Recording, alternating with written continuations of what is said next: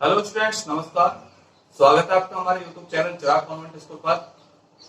Students, जैसा कि हम आपको पहले इंग्लिश ग्रामर की कुछ वीडियोस दे चुके हैं और आज हम यहाँ पर टेंस की शुरुआत करने वाले हैं, जिसकी ट्रांसलेशन में बहुत ही इंपॉर्टेंस है।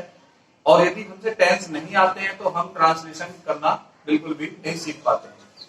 तो इसलिए आज हम टेंस से रिलेटेड जो वीडियो है वो हम लेकर आए हैं और इसमें जो फर्स्ट चैप्टर है प्रेजेंट इंडेफिनिट टेंस, हम उसको आज कवर करेंगे इस वीडियो के माध्यम से। तो फ्रेंड्स, आइए शुरू करते हैं हमारा आज का topic present indefinite tense. Video शुरू करने से पहले मैं आपसे एक रिक्वेस्ट करूंगा कि यदि आपने अभी तक हमारे चैनल को सब्सक्राइब नहीं किया है तो हमारे चैनल को सब्सक्राइब कर लें और वीडियो को देखने के बाद हमारे वीडियो को लाइक और शेयर अवश्य करें। आइए शुरू करते हैं। तो फ्रेंड्स, सबसे पहले हम टेंस के बारे में जानते हैं कि टेंस क्या होता है। सर, टेंस जो होता है वो हमारा एक पीरियड ऑफ टाइम होता है।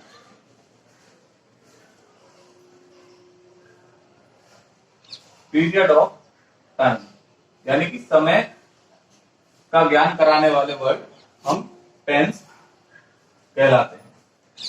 अब इसमें ये 3 प्रकार के होते हैं: प्रेजेंट, पास्ट और फ्यूचर। प्रेजेंट को हम वर्तमान कहते हैं,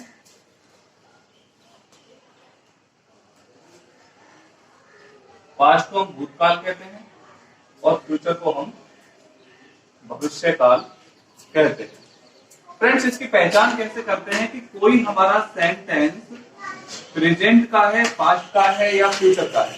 तो उसकी पहचान करने के लिए हम प्रेजेंट के लिए देखते हैं कि वाक्य के अंत में है, हूं या हो या हैं, इनमें से क्या आ रहा है। इसी को देखकर हम पहचान लेते हैं कि ये प्रेजेंट टेंस का वाक्य है। पास्ट टेंस के वाक्य की पहचान करने के लिए हम केवल था, थी और थे, वाक्य के अंत में यदि इनमें से कोई वर्ड आता है तो हम समझ जाते हैं कि ये पास्ट टेंस का वाक्य है। फ्यूचर टेंस का वाक्य पहचानने के लिए हमें केवल गा, गी और गे पर ध्यान रखना होता है। यदि गा, गी, गे वाक्य के अंत में आते हैं तो ये फ्यूचर टेंस का वाक्य कहलाता है। इसी प्रकार इन सभी टेंसों की एक कैटेगरी बनाई गई है।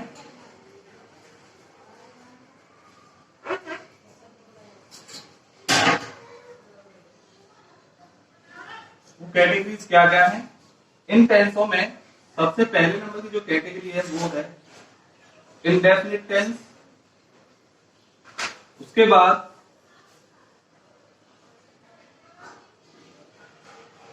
कंटिन्यूअस, उसके बाद परफेक्ट और इसके बाद परफेक्ट कंटिन्यूअस। ये 4 कैटेगरीज में इनको डिवाइड किया गया है टेंसों को। प्रेजेंट, पास्ट और फ्यूचर 3 इस प्रकार के टेंसों को लेकर के ये 4 टेंस जब होंगे तो 3 गुणा 4 is equal to 12 means 12 sentence, 12 tense आपको पढ़ने हैं। इंडेफिनिट, कंटिन्यूअस, परफेक्ट और परफेक्ट कंटिन्यूअस, इनकी पहचान हम कैसे करें? देखिए, इंडेफिनिट की पहचान करने के लिए आपको पहले भी बताया गया है, ता, ती, ते, आ, ई, ए, इन चीजों को हम देखते हैं। अगर इनमें से कोई आता है तो हम समझ जाते हैं कि ये इंडेफिनिट का वाक्य है। कंटिन्यूअस, जैसा कि इसके नाम से ही पता चल रहा है, कंटिन्यू, कंटिन्यू का मतलब जारी रहना, यानी कि किसी भी सेंटेंस में यदि कार्य का जारी रहना पाया जाए तो वहां पर कौन सा टेंस होता है? कंटिन्यूअस। इसमें पहचान कैसे करेंगे? हम देखते हैं कि वाक्य का सेकंड लास्ट जो वर्ड है वो रहा, रही, रहे, इनमें से कोई है कि नहीं। यदि इनमें से कोई वर्ड आता है रहा, रही, रहे, तो समझ जाते हैं कि ये कंटिन्यूअस का वाक्य है। परफेक्ट की पहचान करने के लिए, परफेक्ट का मतलब होता है पूर्ण होना, यानी कि कार्य का पूर्ण हो जाना। कार्य यदि पूर्ण हो चुका है तो हम समझ जाते हैं कि ये जो टेंस है वो परफेक्ट टेंस का वाक्य है। इसके लिए पहचान के लिए भी वर्ड होते हैं चुका, चुकी, चुके। यदि हम ये देख लें कि वाक्य का सेकंड लास्ट वर्ड कौन सा है, तो हम पहचान जाते हैं कि टेंस कौन सा है। तो चुका, चुकी, चुके यदि वाक्य के सेकंड लास्ट वर्ड में आता है तो हम समझ जाते हैं कि वह परफेक्ट टेंस का वाक्य है। क्लियर? आइए परफेक्ट टेंस के लिए देखते हैं। परफेक्ट टेंस का मतलब होता है कि कार्य पूर्ण भी है, जारी है, यानी कि पूर्ण भी हो जाता है और जारी भी रहता है। मीन्स इसमें क्या होता है कि कुछ कार्य तो पूर्ण हो जाता है और कुछ कार्य इसमें जारी रहता है।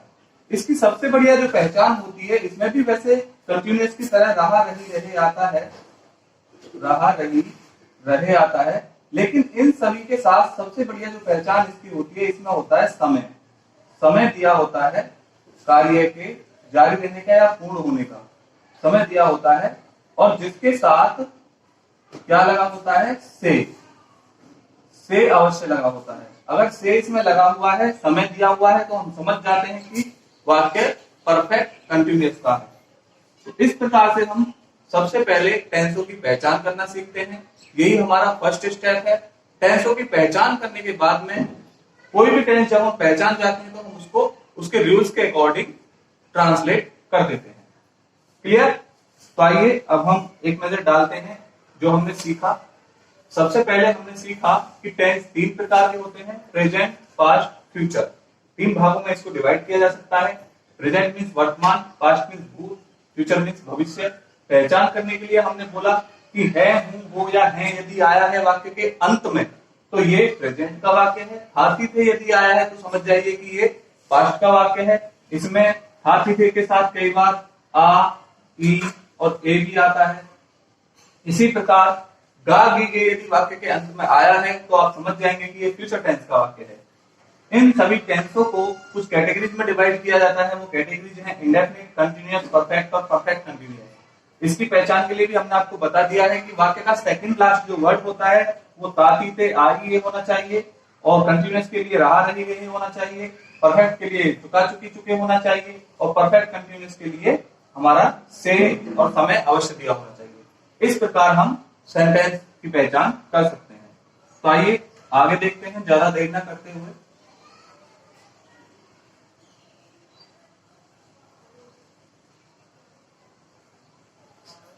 तो फ्रेंड्स हम शुरुआत करते हैं प्रेजेंट इंडेफिनिट टेंस से।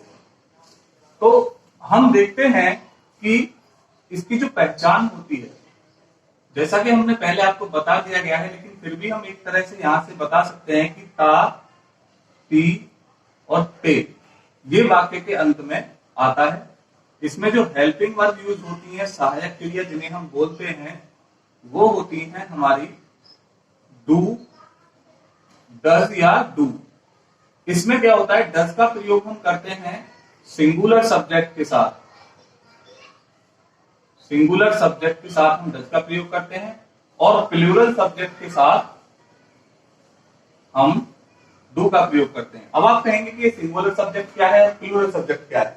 तो इसके लिए हम देख सकते हैं सिंगुलर सब्जेक्ट जैसा कि सिंगल से बना होता है, इसको बोलते हैं हम एक वचन कर्ता। एक वचन कर्ता का मतलब होता है जिससे किसी एक व्यक्ति, वस्तु या स्थान का पता चले, जैसे कि ही, सी, इट या नेम। ये सभी हमारे सिंगुलर सब्जेक्ट के अंतर्गत आते हैं। इसी तरह प्लूरल सब्जेक्ट का मतलब होता है बहुवचन कर्ता। बहुवचन का मतलब होता है बहुत सी चीजों को बताने वाला। तो बहुवचन कर्ता के अंतर्गत जो आता है हमारा, वो आई, वी, यू और दे, ये सभी हमारे बहुवचन कर्ता के अंतर्गत आते हैं। तो इनको हम नोट कर लेंगे और अच्छी तरह से ध्यान में रखेंगे क्योंकि इनका यूज बार बार होना है। तो आइए सबसे पहले हम देखते हैं रूल्स ऑफ ट्रांसलेशन क्या है। रूल्स ऑफ ट्रांसलेशन फ्रेंड्स, इसमें सबसे पहले हम सेंटेंस की जो कैटेगरीज हैं, affirmative sentence, negative, interrogative sentence हम यहां पर पढ़ते हैं। तो एफर्मेटिव में एफर्मेटिव सेंटेंस को पढ़ते हैं। इसका जो रूल होता है वो रूल होता है फ्रेंड्स, सबसे पहले हम यहाँ पर सब्जेक्ट लिखते हैं, उसके बाद हम वर्ब की फर्स्ट फॉर्म का यूज करते हैं, या तो वर्ब की फर्स्ट फॉर्म में एस या ईएस का यूज करते हैं, प्लस ऑब्जेक्ट प्लस कॉम्प्लीमेंट और plus full stop. Friends, subject, verb, object, complement आदि चीजों को पहचानने के लिए हमने एक वीडियो पहले ही बना रखी है, आप चाहें तो उसको देख सकते हैं। यदि आपको इन चीजों का ज्ञान नहीं है तो उस वीडियो को देखने के बाद आपका उनके जो पूरा कॉन्सेप्ट है वो बिल्कुल क्लियर हो जाएगा। तो आइए देखते हैं। सबसे पहले कोई सेंटेंस लेते हैं। अच्छा, इसमें एक चीज और है कि ये वर्ब की फर्स्ट फॉर्म और वर्ब की फर्स्ट फॉर्म में ऐसे ही कहां पर यूज होती है। तो जैसा कि मैंने अभी आपको ऊपर बताया कि सब्जेक्ट यदि आपका प्लूरल है यानी कि बहुवचन है, प्लूरल सब्जेक्ट के साथ हम वर्ब की फर्स्ट फॉर्म का यूज करते हैं। और सब्जेक्ट यदि आपका सिंगुलर है तो सिंगुलर सब्जेक्ट के साथ हम किसका यूज करते हैं फ्रेंड्स? वर्ब की फर्स्ट फॉर्म में एस या ईएस का यूज करते हैं। आइए कुछ एग्जांपल देखते हैं। जैसे वह रोजाना विद्यालय जाता है। यहां पर आदत प्रकट होती है तो हम देखते हैं वह रोजाना विद्यालय जाता है कैसे बनाएंगे। सबसे पहले हम इसमें सब्जेक्ट देखेंगे। हमारा पहला जो स्टेप है वो सब्जेक्ट है। तो सब्जेक्ट है, इसमें काम कौन कर रहा है? वह। तो वह की अंग्रेजी हम सबसे पहले लगाएंगे ही। ही के बाद हम वर्ब देखेंगे, हमारी क्रिया क्या है, वर्ब क्या है। तो वर्ब हम देखेंगे कि काम क्या हो रहा है, इसमें जाने का काम हो रहा है। तो जाने के लिए हम क्या लगाते हैं? गो। लेकिन ये सिंगुलर सब्जेक्ट है इसलिए इसमें एस या ईएस लगेगी। तो गो के साथ ईएस लग जाएगा और ये हो जाएगा गोज, ही गोज। अब हमारे पास में ऑब्जेक्ट लेना है। तो ऑब्जेक्ट हमने बताया था आपको, डायरेक्ट इनडायरेक्ट दो ऑब्जेक्ट होते हैं। इसमें ऑब्जेक्ट क्या है? स्थान है, और स्थान कहाँ है? विद्यालय। तो विद्यालय की अंग्रेजी हो जाएगा to school, he goes to school. और अब कंप्लीमेंट बचता है रोजाना, तो इसके लिए हम लिख देंगे डेली। इस तरह से हमारा ये सेंटेंस पूरा हो जाता है। कोई भी सेंटेंस आप मिस नहीं करेंगे। देखिए, अब मान लीजिए मैं लिखता हूं कि वे क्रिकेट खेलते हैं। इसको बनाने से पहले हमें सबसे पहले ये देखना होगा कि सब्जेक्ट क्या है, कौन काम कर रहा है। तो वे वाला जो पोर्शन है ये काम कर रहा है, तो वे की अंग्रेजी होती है हमारी दे। अब खेलने की अंग्रेजी होती है हमारी, वर्ब है प्ले। प्ले के साथ एस या ईएस जुड़ेगा या नहीं जुड़ेगा ये हम देखते हैं, क्योंकि प्लूरल सब्जेक्ट है हमारा इसलिए एस या ईएस नहीं जुड़ेगा। तो दे प्ले, और बाद में बचा क्रिकेट। बस यहीं पर हमारा सेंटेंस फिनिश हो जाता है। तो इस तरह से हम प्रेजेंट इंडेफिनिट टेंस के अफर्मेटिव सेंटेंस को बना सकते हैं। Clear students? आइए अब हम देखते हैं नेगेटिव सेंटेंस को हमें कैसे बनाना है। अगर आप इसका स्क्रीनशॉट लेना चाहें तो ले सकते हैं। आइए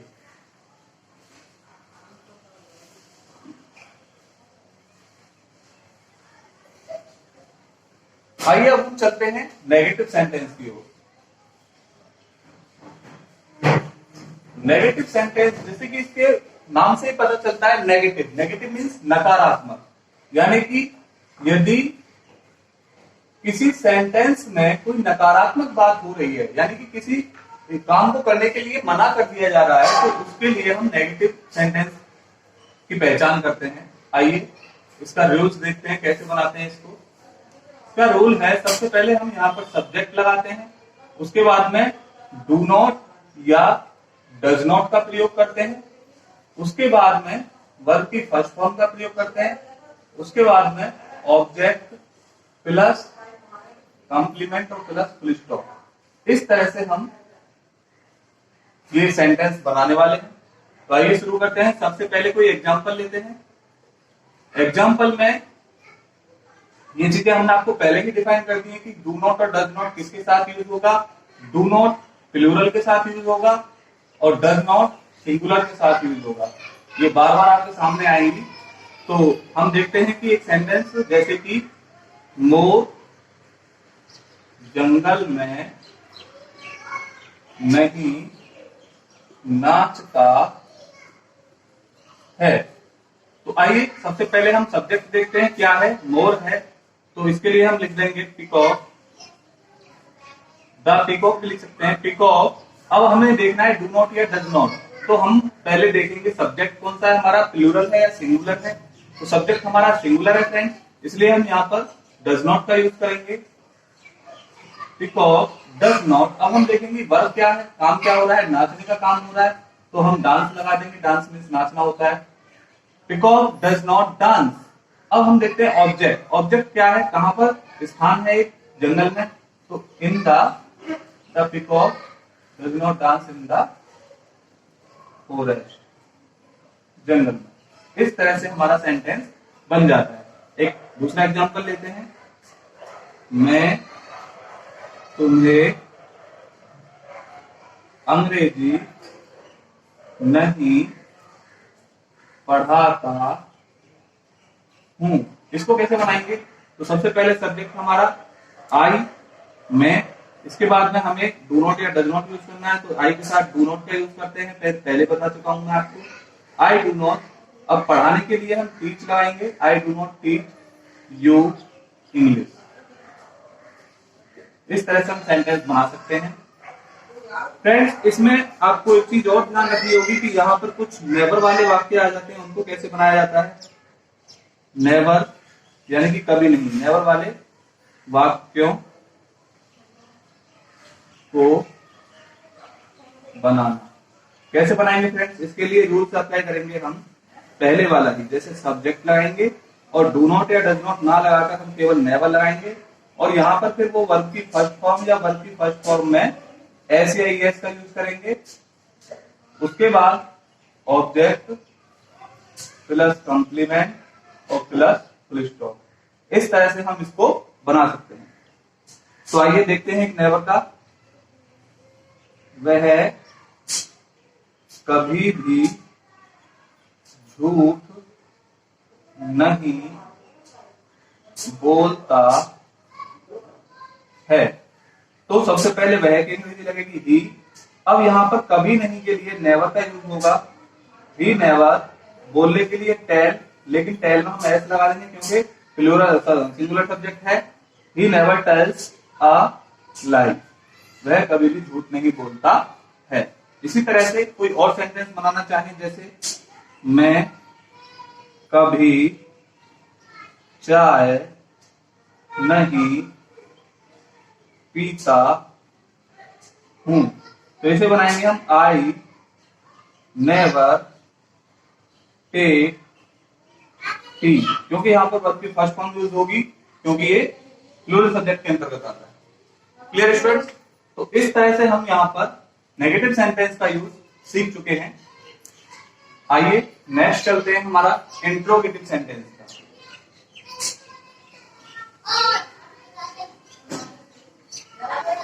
फ्रेंड्स, इंट्रोगेटिव सेंटेंस हमारे दो प्रकार के होते हैं, जिसमें हम फर्स्ट टाइप और सेकंड टाइप के नाम से जानते हैं।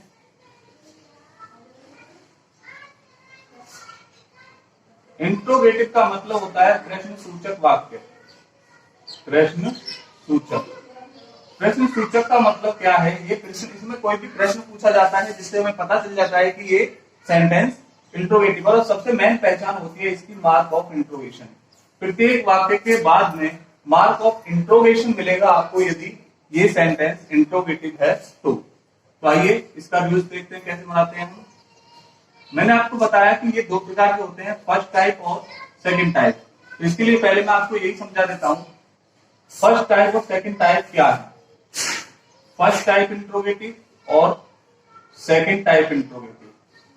इसमें क्या होता है, फर्स्ट टाइप में क्या शब्द सर्वप्रथम आता है,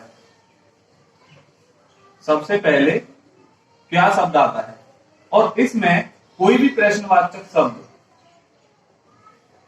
कोई प्रश्न सूचक शब्द, जैसे कि क्या, कब, कौन, कहां, कैसे, क्यों इत्यादि, इनमें से कोई भी प्रश्नवाचक शब्द वाक्य में कहीं भी आ सकता है।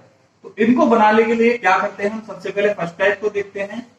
फर्स्ट टाइप सेंटेंस को बनाने के लिए हमारे पास रूल होता है, सबसे पहले हम डू या डज का प्रयोग करते हैं, उसके बाद में हम सब्जेक्ट का प्रयोग करते हैं, उसके बाद यदि वाक्य में नॉट आया हो तो उसमें नॉट भी लगा देते हैं, और प्लस वर्ब की फर्स्ट फॉर्म, फिर ऑब्जेक्ट, फिर कॉम्प्लीमेंट, और उसके बाद में क्वेश्चन मार्क लगाते हैं यहाँ पर। तो आइए देखते हैं सेंटेंस इसके एग्जाम्पल के लिए। क्या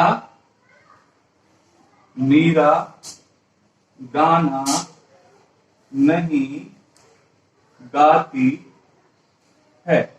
तो फ्रेंड्स इसको बनाएंगे, क्या मीरा गाना नहीं गाती है। यहाँ पर क्वेश्चन मार्क होगा।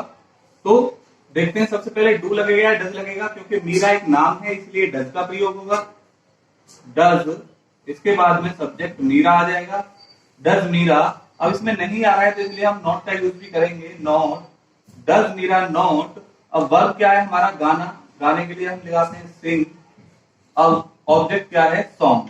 सिंग a song. Does Meera not sing a song, क्या मीरा एक गाना नहीं गाती है। इस तरह से ये सेंटेंस बन जाएगा। सेकंड टाइप के लिए भी हम देख लेते हैं। सेकंड टाइप सेंटेंस को बनाने के लिए हमें कुछ नहीं करना होता, केवल यहां पर क्वेश्चन वर्ड की अंग्रेजी लगाते हैं सबसे पहले। जो भी क्वेश्चन वर्ड आया होता है उसकी अंग्रेजी हम सबसे पहले यूज करते हैं, प्लस बाकी जो फर्स्ट टाइप जैसा है उसी के अनुसार हम बना देते हैं। जैसे तुम घर क्यों नहीं जाते हो।